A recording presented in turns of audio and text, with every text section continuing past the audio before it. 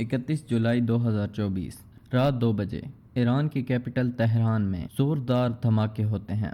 نہ تو یہ کوئی عام دن تھا اور نہ ہی یہ جگہ کوئی عام جگہ تھی۔ یہ دھماکے پریزیڈنٹ پیلیس کے ساتھ ہوئے، جہاں نئے ایرانین پریزیڈنٹ مسعود پزشکیان نے ایک دن پہلے اوتھ لی تھی۔ اس کمپاؤنڈ میں بہت سے رائل پیلیسز دیکھے جا سکتے ہیں۔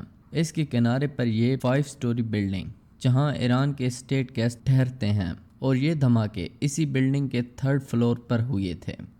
اس دن یہاں ایران کے ایک خاص مہمان ٹھہرے ہوئے تھے۔ یہ مہمان تھے حماس کے پریزیڈنٹ اسماعیل ہانیے۔ یہ ایک ہائی پروفائل ایسیسینیشن تھی جس کے پیچھے اسرائیلی سپائی ایجنسی موساد کا ہاتھ بتایا گیا۔ اسماعیل ہانیے کو پریزیڈنشل پیلیس میں اس وقت ہٹ کیا گیا جب وہ ایرانین ریولوشنری گارڈز کی پروٹیکشن میں تھے۔ آج کی ویڈیو میں ہم اسی ایسیسینیشن کے بارے میں جانیں گے۔ دوستو، اس ایسیسینیشن پر 2 سوال اٹھتے ہیں۔ پہلا یہ کہ اسرائیل نے 2000 کلومیٹر دور تہران میں انہیں کیسے نشانہ بنایا۔ دوسرا یہ کہ اسماعیل ہانیے جو کئی سالوں سے قطر میں رہ رہے تھے اور زیادہ تر ترکی اور ایجپٹ جاتے رہتے تھے، وہاں انہیں کیوں نہیں اٹیک کیا گیا۔ دوستو، اس سے پہلے کی ایسیسینیشنز پر نظر دوڑائی جائے تو ایک چیز واضح نظر آتی ہے، وہ ہے خوف۔ چاہے وہ اڈولف ہچمین کا مرڈر ہو، یا ایرانین نیوکلیئر سائنٹسٹ کا، یا پھر لیبنان میں ہوئی پیجر اٹیکس، ان سب حملوں کا مقصد اسرائیل کے دشمنوں کو یہ پیغام دینا ہے کہ وہ چاہے کہیں بھی ہوں، موساد سے کوئی بچ نہیں سکتا۔ اسماعیل ہانیے پچھلے 10 سالوں سے قطر میں رہ رہے تھے، چھپ کر نہیں بلکہ کھلے عام، اور حماس کے ہیڈ کوارٹرز بھی قطر میں موجود ہیں۔ اسماعیل ہانیے بھی 10 سالوں سے یہاں رہ رہے تھے، مگر اسرائیل نے کبھی انہیں یہاں ٹارگٹ کرنے کی کوشش نہیں کی۔ But why? آپ کو لگ رہا ہوگا کہ اسرائیل کے لیے انہیں قطر میں ٹارگٹ کرنا ایران کی نسبت زیادہ آسان ہوتا، کیونکہ قطر ایران کی جتنا پاورفل کنٹری نہیں ہے۔ مگر یہ کام اتنا آسان نہیں ہے۔ اس کی وجہ جاننے کے لیے ہمیں 14 سال پیچھے 2010 میں جانا پڑے گا، جب موساد سے ایک بہت بڑا بلنڈر ہوا جس نے موساد اور اسرائیل کی ریپوٹیشن کو ٹھیک ٹھاک نقصان پہنچایا۔ 2010 میں موساد نے ایک پلان بنایا حماس کے لاجسٹک آفیسر محمود کو مارنے کا۔ موساد کے اکارڈنگ یہ آدمی ایران سے ویپنز خرید کر غزہ بھیج رہا تھا، اور پاسٹ میں یہ 2 اسرائیلی سولجرز کو مارنے میں بھی شامل رہا تھا۔ اس آپریشن کا نام تھا پلازما سکرین۔ یہ آپریشن دبئی میں کیا جانا تھا۔ موساد کے 20 ایجنٹس کو اس مقصد کے لیے بھیس بدل کر دبئی آنا تھا، مگر مسئلہ یہ تھا کہ اس وقت UAE اسرائیل کو تسلیم نہیں کرتا تھا۔ سو ان 20 لوگوں کو کسی دوسرے کنٹری کے پاسپورٹ پہ دبئی پہنچنا تھا، لیکن ان لوگوں کے پاسپورٹ کیسے ارینج کیے گئے؟ اسرائیل نے ایسے کاموں کے لیے ایک سسٹم بنایا ہوا تھا۔ جن لوگوں کے پاس ڈوئل نیشنلٹی ہوتی تھی ان لوگوں کو شارٹ لسٹ کیا جاتا اور ان کے پاس اپنا ایک آفیسر بھیجا جاتا تھا۔ یہ آدمی ان سے جا کر پوچھتا کہ انہیں نیئر فیوچر اس دوسرے کنٹری کا پاسپورٹ ضرورت ہے یا نہیں۔ جو لوگ کہتے کہ انہیں ضرورت نہیں ہے تو انہیں کہا جاتا کہ وہ اپنا دوسرا پاسپورٹ ملک کی خدمت کے لیے دے سکتے ہیں یا نہیں۔ بہت سے لوگ اس سوال کا جواب ہاں میں دیتے۔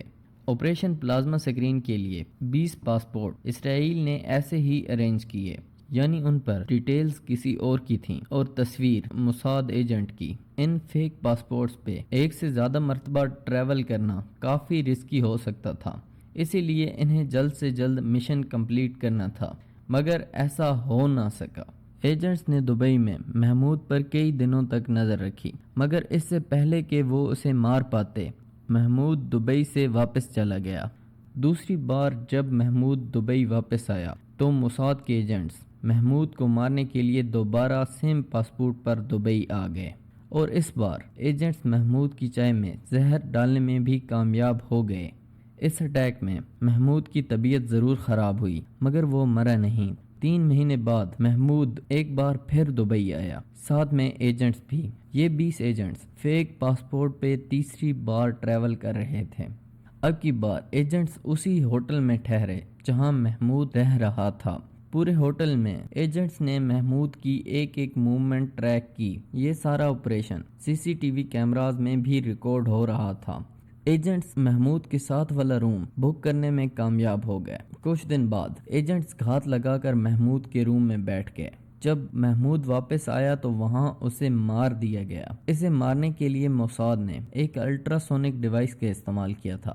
اس ڈیوائس کی خاص بات یہ ہے کہ یہ بغیر کسی فزیکل نشان کے انسان کے دل کی دھڑکن بند کر سکتی ہے۔ ایجنٹس کی ویڈیو CCTV کیمراز میں ریکارڈ کی جا رہی تھیں۔ ایجنٹس نے محمود کو مارنے کے بعد اسے بیڈ میں اس طرح لٹا دیا جیسے اس کی نیچرل ڈیتھ ہوئی ہو، جس کے بعد وہ دبئی سے بھاگ گئے۔ دبئی پولیس کا کہنا تھا کہ محمود ہارٹ اٹیک کی وجہ سے مرا ہے، مگر حماس نے یہ کلیم کیا کہ محمود کی موت نیچرل نہیں تھی بلکہ یہ ایک مرڈر تھا۔ اس کے بعد دبئی پولیس نے انویسٹیگیشن سٹارٹ کی۔ انہوں نے ٹریول ریکارڈز دیکھے اور اس ہوٹل کی CCTV فوٹیجز بھی۔ فیک پاسپورٹ اسرائیلی ایجنٹس کو لے ڈوبے۔ انویسٹیگیشن میں پتہ چلا کہ 3 بار 20 اسرائیلی ایجنٹس محمود کو مارنے کے لیے دبئی آئے۔ تینوں بار ان کی انٹری محمود کی انٹری سے میچ کر رہی تھی اور یہ سارے ایجنٹس محمود کی موت کے 2 گھنٹے کے اندر دبئی سے چلے گئے تھے۔ UAE پولیس نے ان لوگوں کو پکڑنے کے لیے اریسٹ وارنٹس جاری کیے۔ ان پاسپورٹس پر جن لوگوں کی ڈیٹیلز تھیں ان کے لیے یہ کافی شوکنگ تھا۔ یہ لوگ آئرش، برٹش، آسٹریلین اور جرمن نیشنلز تھے۔ اس مرڈر کو لے کر انٹرنیشنل کوریج ہونے لگی، جن سے ان کنٹریز کی کافی بدنامی ہونا شروع ہو گئی۔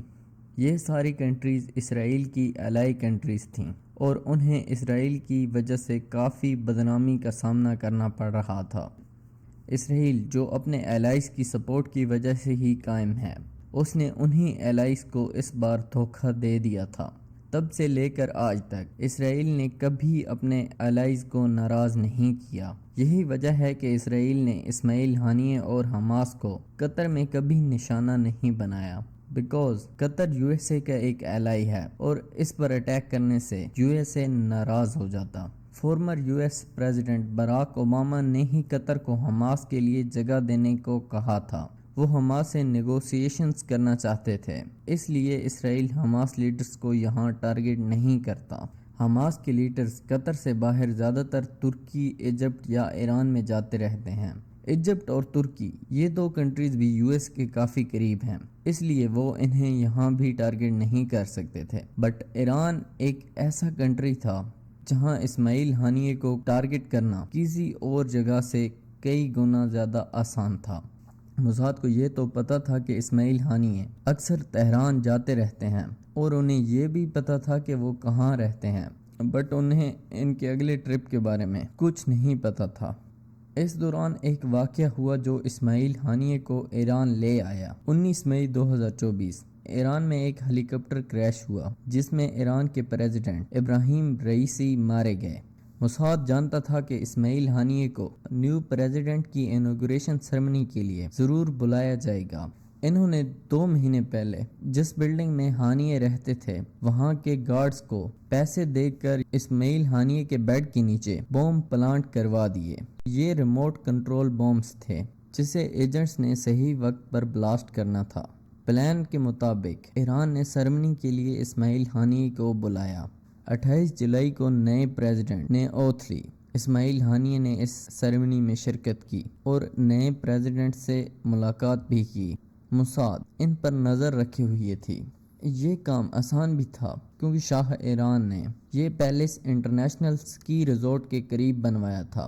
ایک 7 کلومیٹر لمبی چیئر لفٹ سکی ریزورٹ تک لے جاتی تھی جہاں قریب ہی اسماعیل ہانیہ ٹھہرے ہوئے تھے۔ ایجنٹس کو جب پتہ چلا کہ اسماعیل ہانیہ روم میں جا چکے ہیں تو انہوں نے لائٹس آف ہونے کا انتظار کیا۔